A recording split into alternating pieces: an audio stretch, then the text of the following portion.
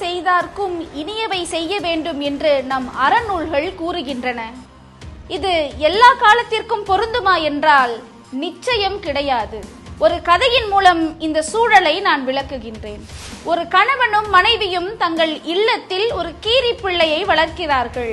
தன்னுடைய குழந்தையை போல் பாவித்து வளர்க்கிறார்கள். ஒரு நாள் அந்த கணவன் வேலைக்கு சென்று விடுகிறான். அந்த மனைவி நீர் எடுப்பதற்காக குடத்தோடு குளத்திற்கு சென்று விடுகிறாள்.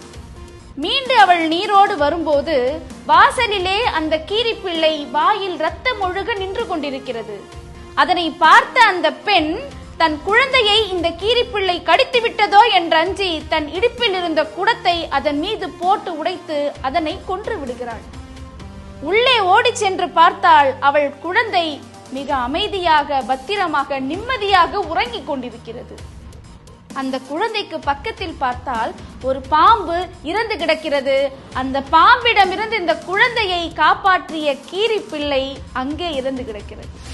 இதிலிருந்து என்ன தெரிய வருகிறது என்றால், பண்பற்றவர்களுக்காக நாம் தேடி தேடி செய்யும் உதவி சில நேரங்களில் பயனற்றதாகி விடுகிறது.